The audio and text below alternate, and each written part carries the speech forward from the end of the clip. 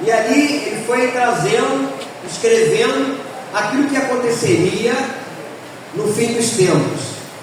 Então, o cristão não tem que ficar com medo disso. Eu vou estar explicando aqui o porquê. Abra sua Bíblia aí no livro de Apocalipse, capítulo de número 7. Peço que você, por favor, fique de pé mais uma vez.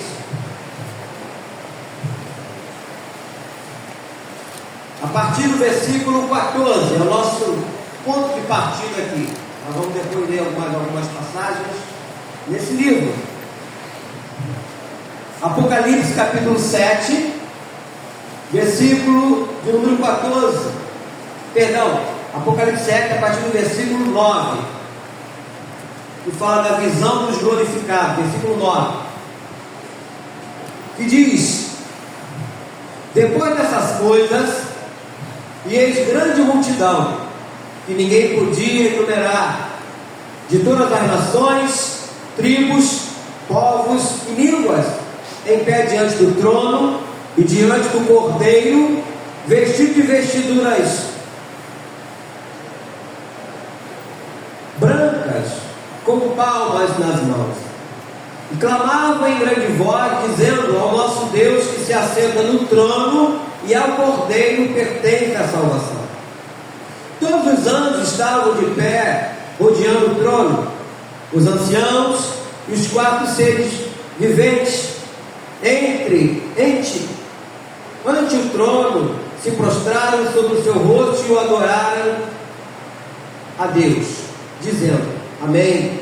Louvor e a glória e a sabedoria, as ações de graças e a honra e o poder e a força seja o nosso Deus pelos séculos dos séculos. Amém.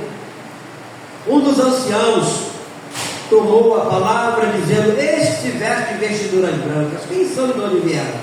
Respondi-lhe: meu Senhor, tu sabes. Ele então me disse: são estes que vêm da grande tribulação.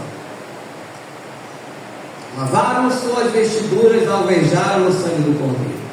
Razão porque se acham diante do trono de Deus, e o servo de dia e de noite no seu santuário, e aquele que se assenta no trono estenderá sobre eles o seu tabernáculo.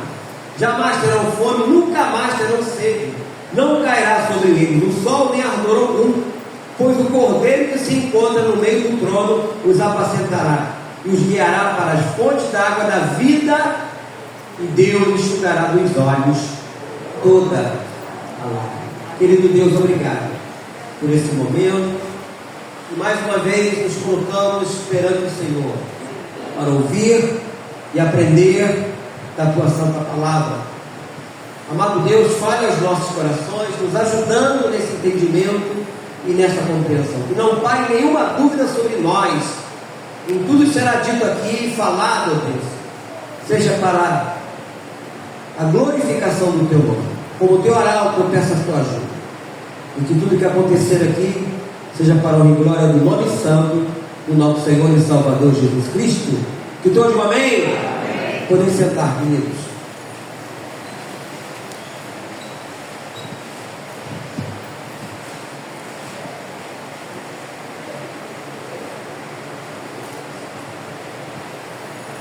Eu entendo, meus irmãos, que aqueles que se aproximam do livro de Apocalipse com uma obsessão escatológica perdem a sua mensagem. Eu vou explicar. Essa palavra escatologia é um estudo a respeito dos tempos e da volta de Jesus.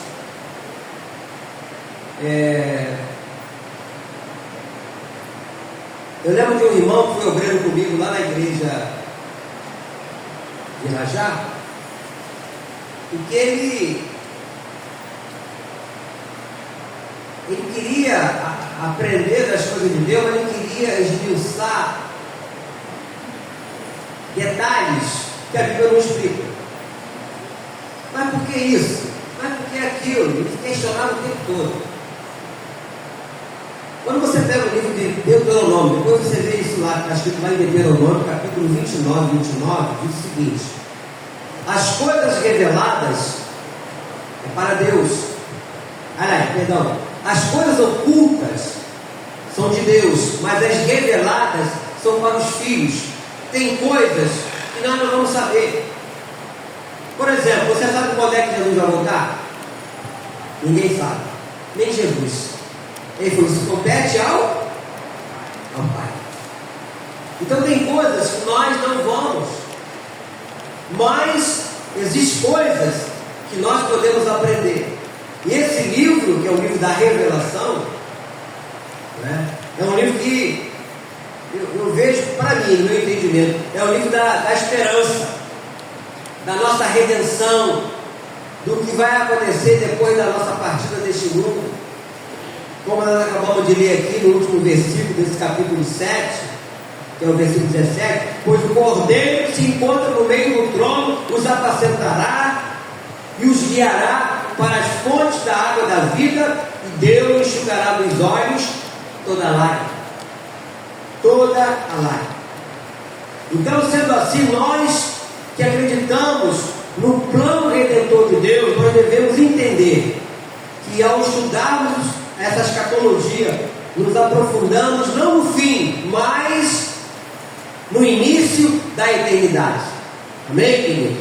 No início da eternidade, onde Ele vai julgar os nossos olhos toda a lágrima.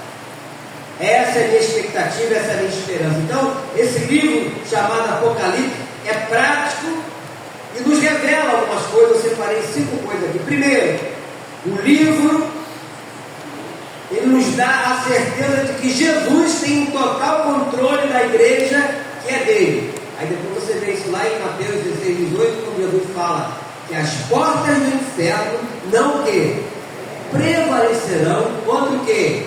A minha igreja. Então a igreja era do Senhor Jesus, nós somos dele.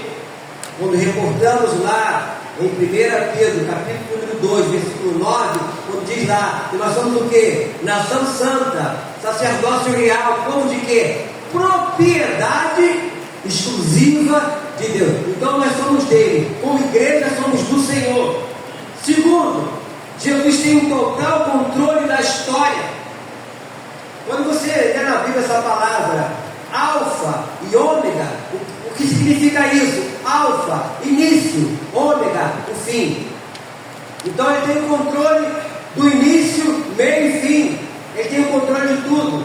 Terceiro, a perseguição do mundo e do diabo não pode destruir a igreja. Nós oramos pelos nossos irmãos da igreja perseguida em vários países, não é? Até aqui na América Latina, na Ásia, no Oriente Médio, enfim, em muitos lugares, até na Europa. Mas o que eu entendo é que essa perseguição do diabo não pode destruir a igreja. Por isso que a igreja lá também está crescendo, com toda a perseguição. Quarto, os inimigos que perseguem a igreja serão vencidos, amém? Por mais que nós fiquemos chateados com certas coisas que se fazem, até dentro do contexto constitucional do nosso país, aí já vamos entrar para o lado do próprio legislativo e também do judiciário, na esfera maior, onde coisas são aprovadas que vai denegrir a igreja daquilo que nós acreditamos, como família e outras coisas mais, né? Por mais que nós ficamos aborrecidos, tomamos conhecimento que outros pais também estão fazendo assim, eu quero dizer para os irmãos que os inimigos que perseguem a igreja serão vencidos. E por fim, os inimigos de Cristo terão que enfrentar o juízo de Deus, ao mesmo tempo que a igreja desfrutará da bem-aventurança eterna, amém? Quer eles queiram ou não, um dia eles vão ter que enfrentar o tribunal de Deus. Por enquanto, Jesus está conosco, por enquanto Jesus está no controle, por enquanto Jesus está como Salvador, mas um dia Ele virá como o quê? Como juiz. Aí não vai ter choro, nem vela, e nem uma fita amarela. Você lembra daquela música? Não haverá mais isso. E e não adiantará. Então eu vejo, meus irmãos, que o propósito principal desse livro de Apocalipse é confortar a igreja militante em seu conflito contra as forças do mal. Eu, quando leio o livro de Apocalipse, me dá esperança. Por isso que eu não fico ali vendo certas coisas, tomando conhecimento de coisas, no contexto político e outros contextos mais, e fico ali me remoendo e com ódio, e fico, não. Eu quero estar enquadrado no que diz lá no Salmo 46, agora, se eu não me engano, no versículo 7, como o Senhor fala, no versículo 11, estou lembrado agora. Aquietai-vos, que eu sou Deus, que eu sou Deus. Então Deus nos manda nos aquietar perante todas as situações adversas e injustas que o nosso país está vivendo e outros lugares mais. Então esse livro está cheio de consolações para os crentes afligidos. A eles é dito que Deus vê suas lágrimas. Aqui no versículo 14 desse livro de Apocalipse 7, diz assim: respondi-lhe, meu Senhor, tu sabes. Ele então me disse: são estes que vêm da grande tribulação, lavaram suas vestiduras e as alvejaram no sangue do Cordeiro. O mundo que nós vivemos hoje é uma grande tribulação, em todas as áreas. Na área moral, no contexto físico, aonde, por mais que a ciência tenha avançado, tem surgido todo tipo de enfermidade que você possa imaginar. E outras coisas mais, até mesmo no contexto espiritual. Enfim, o mundo que nós vivemos é um mundo de grande tribulação. E as nossas orações produzem verdadeiras revoluções no mundo. Aí eu vou separei aqui alguns capítulos e versículos. No penúltimo capítulo aí, de Apocalipse, é o capítulo 21. Capítulo 21, versículo 4. Quando fala do novo céu e da nova terra, aí está essa expectativa da eternidade. Apocalipse 21, versículo 4, que diz: e lhe enxugará dos olhos toda lágrima, e a morte já não existirá, já não haverá luto, nem pranto, nem dor, porque as primeiras coisas passaram. Essa tem que ser a nossa esperança. A morte do Senhor foi preciosa para nós. E a nossa morte também é preciosa aos olhos de Deus. A nossa morte. Até a nossa morte é preciosa aos olhos de Deus. Volta aqui para o capítulo de número 14. Não é o versículo. Capítulo 14. No versículo de número 13. Olha o que diz o versículo 13.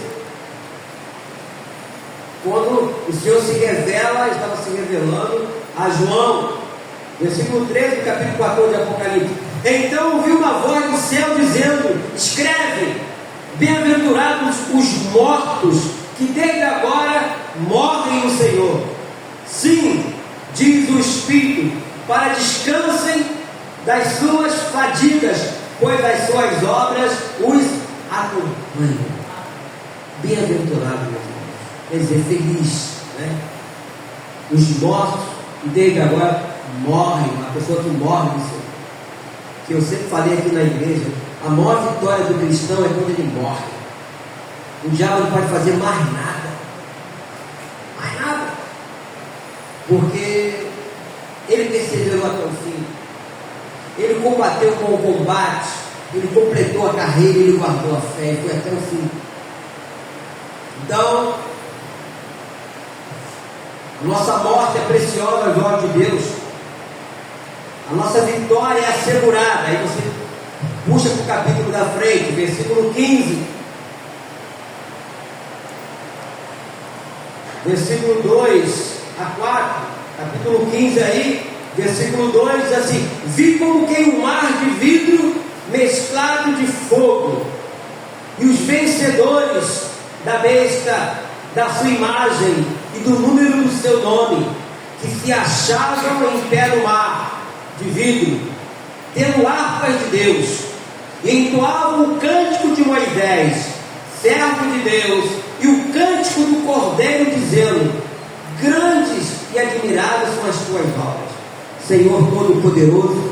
Justos e verdadeiros são os teus caminhos, ó Rei das nações. Quem não temerá e não glorificará o teu nome, ó Senhor? Pois só tu és santo. Por isso todas as nações virão e o adorarão diante de ti, porque os teus atos de justiça se fizeram manifestos. Aleluia! Glória a Deus! No final, quero cantar a canção que é isso aqui. É isso aqui. Grandes são e admirados as tuas obras, Senhor Todo-Poderoso. Seu sangue será vingado. É muito triste quando tomamos conhecimento de um irmão que foi injustiçado, uma irmã. Irmãos nossos que foram torturados. Eu sei de coisas bárbaras, meus irmãos.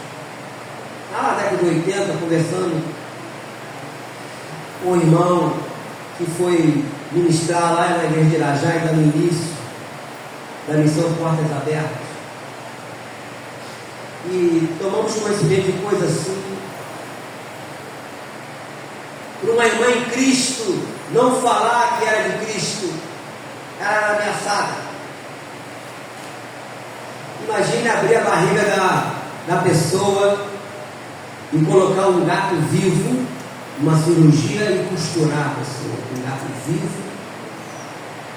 Você não falar nisso? Mas isso aconteceu.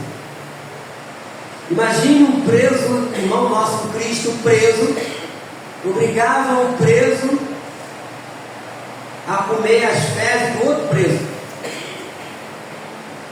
Eles imploravam: irmão, já que eu não vou comer as fezes, deixa eu comer pelo menos a minha fezes, as minhas.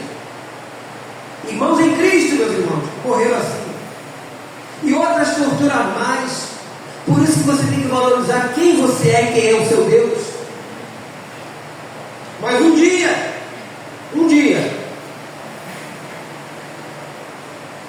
esse sangue dessas pessoas serão vingados. Aí você volta para o capítulo 6, aí de Apocalipse.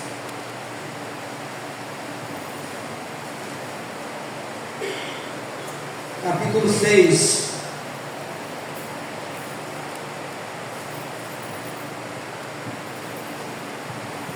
Versículo 9. Olha o que diz o versículo 9 do capítulo 6. Quando ele abriu o quinto selo, vi debaixo do altar as almas daqueles que tinham sido mortos por causa da palavra de Deus e por causa do testemunho que sustentavam. Então esses irmãos nossos que sustentavam e que sustentam até hoje a palavra do Senhor, a confissão de fé em Jesus Cristo, as igrejas que nós chamamos de igrejas perseguidas, meus irmãos, um dia serão vingados. E nós temos que continuar a orar por esses irmãos, a interceder por esses irmãos. Quantas injustiças, quantos irmãos nossos em Cristo foram injustiçados. Mas o próprio Senhor Jesus diz lá no livro, lá no início do livro de Mateus, a partir do capítulo de número 5, quando ele diz, quando fala das bem-aventuranças: bem-aventurado quando por minha causa vos injuriarem e disserem todo o mal contra vós.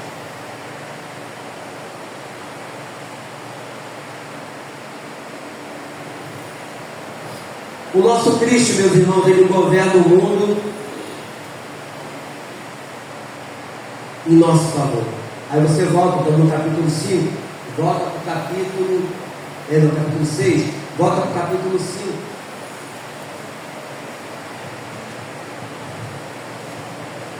Diz assim, no versículo 7 do capítulo 5: veio, pois, e tomou o livro da mão direita daquele que estava sentado no trono.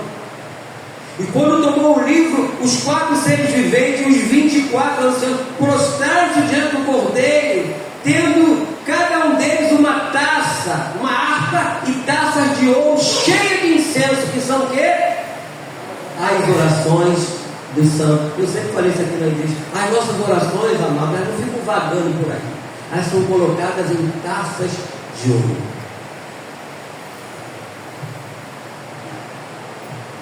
Quando você ora, quando você intercede, é colocadas em taças de ouro as nossas orações.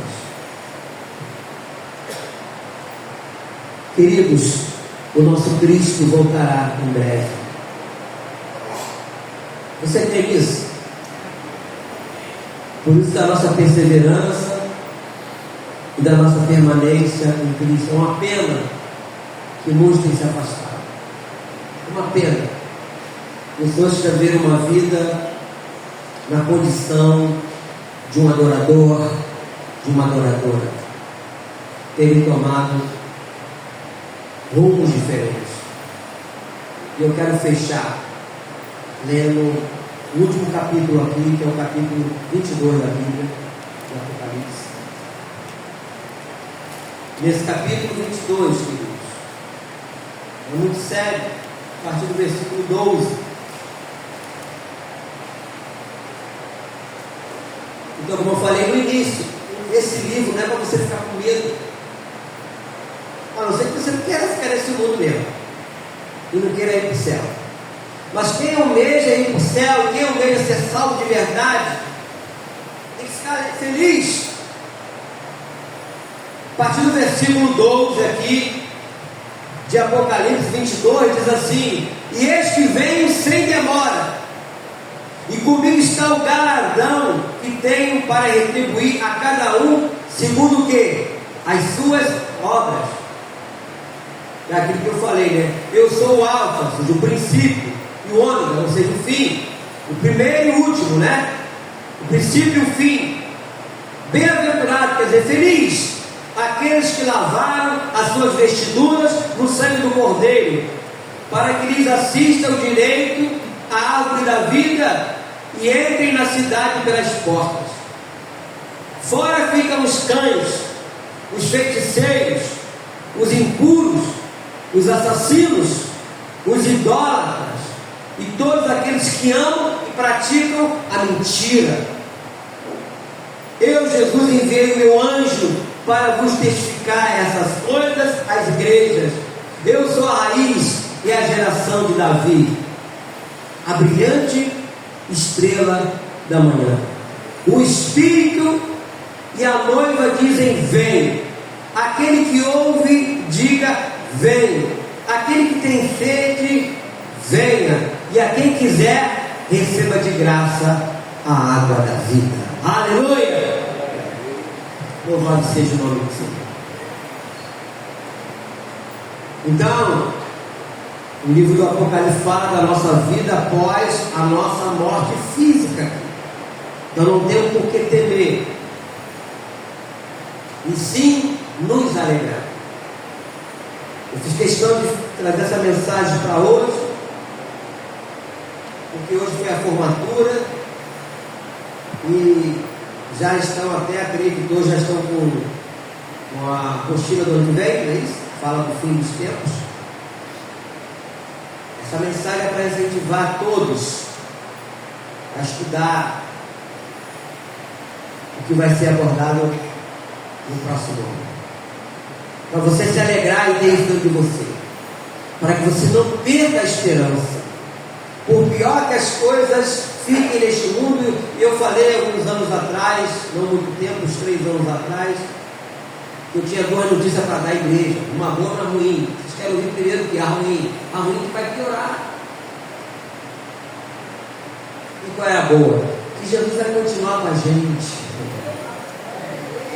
Ele vai continuar com a gente. Porque é a promessa dele, não que diz lá no livro de Mateus, capítulo 28, versículo 20: e eu estarei convosco todos os dias, até a consumação do século. Essa é a boa história. E esse livro de Apocalipse, ele aponta para isso, amados. Hoje, se você ficar pensando no contexto deste mundo, no que está acontecendo nesse mundo, no nosso país, as injustiças,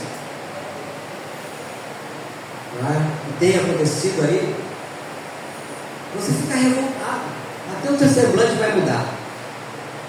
Porque é muita injustiça. Onde um homem dotado de autoridade, ele decide o destino das pessoas. E se fosse Deus? Enfim. Mas eu prefiro me apegar nisso aqui, ficar lendo isso, e ficar na minha expectativa disso aqui. Achando que vai melhorar, vamos trocar de isso, daquilo, vamos botar o outro, não vai. Até porque a nossa verdadeira pátria não é aqui. Essa pátria aqui é passageira. A nossa verdadeira pátria está adornada por Deus, que é chamada da Nova Jerusalém, nos aguardando, esperando a nossa chegada. Por isso, lá no livro de João 14, quando Jesus fala: na casa de meu pai há muitas moradas. Se assim não for, eu não teria dito. Eu vou preparar um lugar. Então ele está preparando um lugar para todos nós. Então não tema, meus irmãos. Aproveita a oportunidade que a igreja está dando. Graças a Deus, nós temos uma estrutura organizacional, isso não é uma palavra. A igreja, as salas que foram construídas ali em cima, né? Você é um privilegiado, uma privilegiada, independente do tempo que você tem na igreja, uns mais, outros menos tempo, mas você tem ajudado a manter tudo isso aqui. Tudo foi construído através do seu dízimo, da sua oferta. Temos a estrutura das salas, temos professores que querem dar aula, que querem ajudar, que também eles passaram por esse processo de aprendizado, né? O nosso bispo Luiz Paulo, eu entreguei uma dessas apostilas, né, que eu pedi para fazer, uma planilha para ele. Ele ficou maravilhado, gostou muito, elogiou muito o trabalho, paciente, que está sendo feito aqui na nossa igreja. Então a nossa igreja está dentro de um contexto de estrutura, de uma igreja sólida, de uma igreja que procura ensinar a verdade, sem subterfúgios, sem querer enganar ninguém, mas pelo contrário, o nosso interesse, não é justamente fazer com que os irmãos possam crescer no conhecimento e na graça do Senhor, como você fala aqui. Talvez seja um pouco difícil você vir nesse horário, mas se esforce, não é? Porque o que esperar desse mundo, meus irmãos? O que esse mundo tem para oferecer? E quando eu digo isso, não quer dizer que você não vai fazer um passeio, até porque a natureza está aí, tantos lugares bonitos, né? Tem no nosso país, possamos desfrutar, né? E que Deus criou, mas que possamos priorizar, né? Essas coisas, como foi falado aqui hoje, né? A leitura para o próximo ano das mulheradas aí, das mulheres e das irmãs, mulher perseverante, não é isso, sabe? Posicionadas. Então, posicionadas a fazer o quê? A ler a Bíblia o ano inteiro. A ler toda a Bíblia. E eu transfiro isso também para todos nós, que possamos nos posicionar. Como eu tenho falado com os irmãos, com os homens. Querer servir a Deus. Querer nos dedicar mais a Deus. Não sabemos o tempo de vida que Deus ainda vai nos conceder, mas possamos servir, possamos ter sede e fome de almas que estão se perdendo aí fora, mano. Muita gente. O trabalho foi feito de evangelismo lá em Murici, muita gente na rua, muita gente precisando de Deus. E às vezes a gente fica dentro de uma caixa, querendo só para nós. Mas nós temos que aprender para transmitir para aqueles que estão perdidos. Jesus falou que Ele não veio para a missão, mas para os perdidos, para os doentes. E a nós Ele confiou e tem confiado, né? Essa responsabilidade de aprendermos e de passarmos para frente. Nós somos oriundos daqueles irmãos que correram lá no início da igreja primitiva, os apóstolos. Quando nós lemos aqui no dia da Santa Ceia a confissão de fé deles, que na verdade o credo apostólico, nós falamos daquilo que eles acreditavam, morreram acreditando aquilo, deram a vida por aquilo, e através deles terem dado a vida por aquilo, nós aqui estamos, porque através deles vieram outros e outros e outros até chegar a nós, e nós temos que deixar um legado lá. Ao morrermos, tenha certeza, o nosso caixão não terá gaveta, porque não vai se levar nada, mas possamos deixar um legado de aprendizado e de ensinamento para aqueles que precisam ouvir a palavra do Senhor. Amém? Curva a sua cabeça, vamos orar. Quero chamar aqui o Ministério de Louvor. Querido Deus, Pai Celestial, obrigado pela tua palavra ministrada nesta manhã.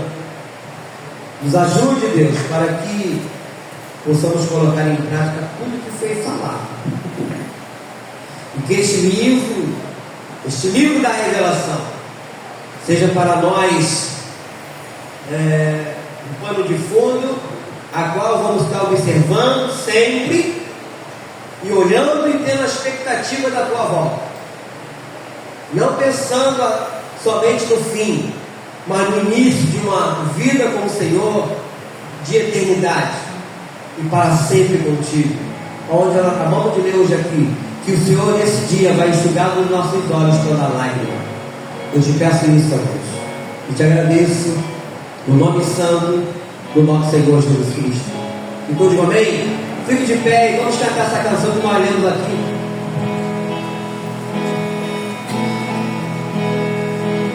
Yes.